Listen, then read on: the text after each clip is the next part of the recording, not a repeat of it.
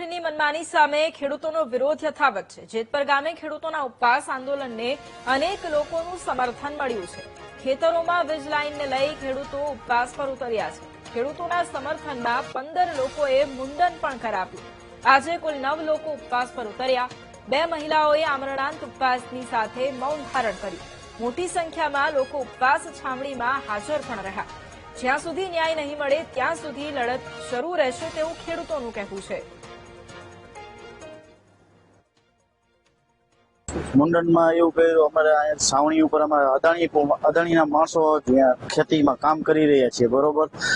ખેતીમાં કામ કરી રહ્યા છે અને ખેતી કોઈ પણ જાતનું કામ બંધ કરતા નથી અને અમારા ભાઈઓ અહીંયા છાવણીમાં ઉપવાસ ઉપર બેઠેલા છે અને તેના હિસાબે અમે એને ટેકો દેવા માટે અમે અમારા 15 થી 20 સભ્યોએ એવું નક્કી કર્યું કે આપણે આ છાવણી રહી એમાં આપણે અલગ પ્રદર્શન કરી કે મુંડન કરીને આપણે સમર્થન દઈએ અને અમારે કોઈને તાર નથી આવતા, થાંભલા નથી આવતા। અમારે જે 15 મુંડન કરાવ્યું એમાંથી તોય અમે સાથ સહકાર બધાને અમારું ગામ એકતા થઈને સાથ સહકાર આપીએ છીએ।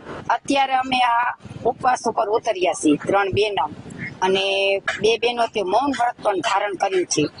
અત્યાર સુધી આ વીજ પોલ જેતપરમાં જે નખાય છે તેના માટે અમે ખૂબ લડ્યા, ખૂબ અમે ખેતરમાં ગયા અને બધાય અમારી માંગ પૂરી કરવા માટે અમને ખેતરમાં અમે એમ કીધું કે અમારે અત્યારે થાંભલા નથી નાખવા, કામ બંધ રાખવાના ઘણા પ્રયાસો કર્યા। તો અમારે જેતપર ગામના બહેનોને ને બધાને ડિટેન કર્યા, બસો ભરી અને લઈ જતા હતા। 10 વર્ષના બાબાને પણ ડિટેન કર્યા। આ પોલીસ પ્રશાસનો અમારા ઉપર ન કરવાની કરી અને જેમ આવે એમ બધાને મારકૂટ કરવાનું કર્યું। અમારા ગામના લોકો ઉપવાસ માટે એટલા માટે ઉતર્યા છે કે અમને આના ઉપવાસનો એનો કે ન્યાય મળે, અમે પૂરતો એનું વળતર મળે એ માટે અમે આ ઉપવાસ ઉપર ઉતર્યા છીએ। માનો કે અમે આવા કારા ઉનાળામાં આવી મહેનત કરી અને છતાં અમારા ક્ષેત્રોમાં પોલ નાખવા આવે અને અમને એનું કોઈ પણ જાતનું વળતર ન મળે તો અમને દુઃખ તો લાગે જ ને।